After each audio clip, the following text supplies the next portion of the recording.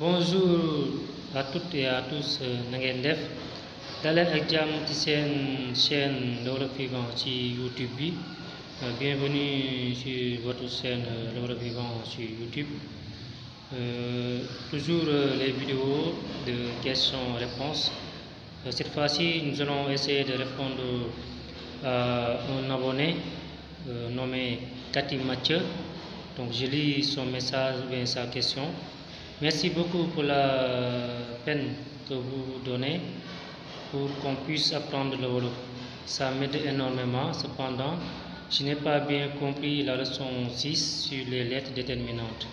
Oui, donc ça parle un peu des lettres déterminantes. Donc comme j'en ai déjà fait une vidéo avec des explications publiées sur YouTube, mais on va essayer de reprendre les lettres déterminantes.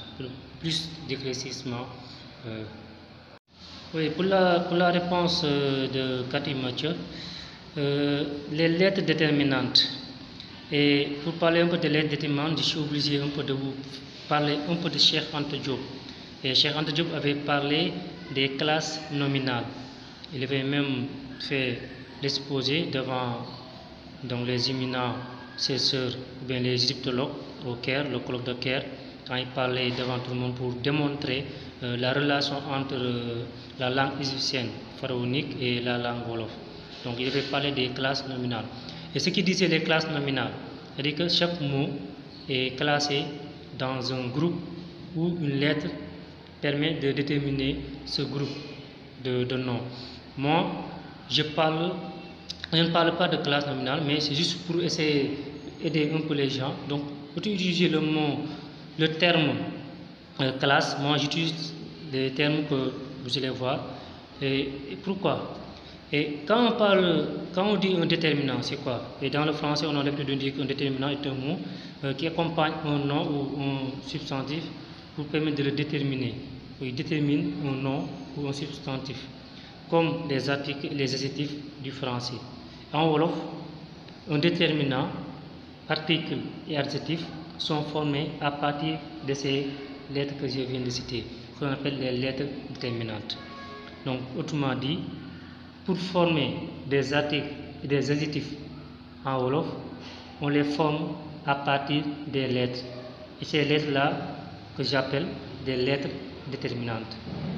Elles sont au nombre de 10, 8 au singulier et 2 au pluriel. Donc ce sont les lettres déterminantes. Et ces lettres, c'est facile de les énumérer, c'est facile. Mais le plus difficile, c'est de les utiliser dans la vie courante. Comme moi-même, j'ai des problèmes pour les utiliser, pour les employer dans la vie courante. Donc, oui, les 8 lettres déterminantes au singulier, c'est B, la lettre B, G, J, L, K, M, S et W. C'est pour le singulier. Pour le pluriel, on a Y et Ñ. Ce sont les deux. Et pour Ñ, c'est un peu spécifique parce que la lettre Ñ permet de déterminer certains noms de personnes, certains noms communs de personnes dotées de l'intelligence. Certains noms de personnes dotées de l'intelligence. C'est pour le pluriel Ñ. Oui, maintenant nous allons parler un peu des déterminants. On va prendre un exemple, le déterminant défini de l'aspect présent.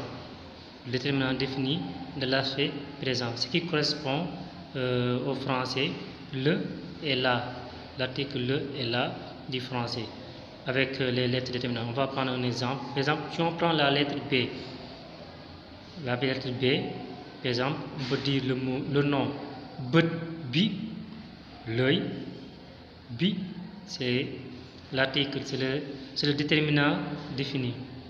Après G, on a kër gi, la maison, ndey ji, la mère, ji, déterminant, nit ki, l'humain, la personne, at mi, l'année, suuf si, la terre, le sol, askan wi, le peuple, la population, oui. Et L aussi, lëndëm li, l'obscurité. Donc, comme si c'est ça, donc l'obscurité. Pour le pluriel, on a kër yi, la lettre Y, kër yi, les maisons. Et on a nit ñi, les humains, les personnes. Comme je l'ai dit tout à l'heure, ça permet de régir quelques noms dotés de l'intelligence. Donc c'était ça pour le déterminant défini de l'aspect présent. Maintenant parlons ensemble les autres déterminants sous forme de briefing pour permettre aux autres d'avoir une idée sur les autres déterminants. Par exemple, si on prend la lettre B toujours, on peut avoir, à part le déterminant défini de l'aspect présent que je viens de citer, on peut avoir aussi le déterminant défini de l'aspect passé ou connu, c'est bas. On peut avoir aussi le déterminant indéfini, ap, qui veut dire un ou une, ap. On peut avoir aussi le déterminant numéral cardinal, ben. Le déterminant numéral ordinal aussi, on peut l'avoir, benen.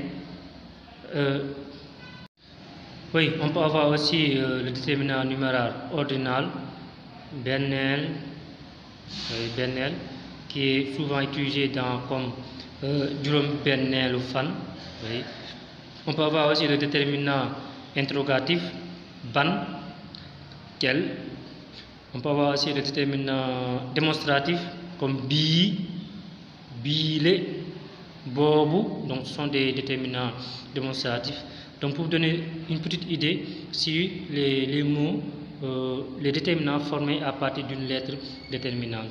Donc au fur et à mesure, peut-être on va y revenir largement sur certaines vidéos. Donc merci, c'était ça pour essayer un peu de répondre Cathy Mathieu. Donc je vous donne rendez-vous pour la prochaine fois. Merci.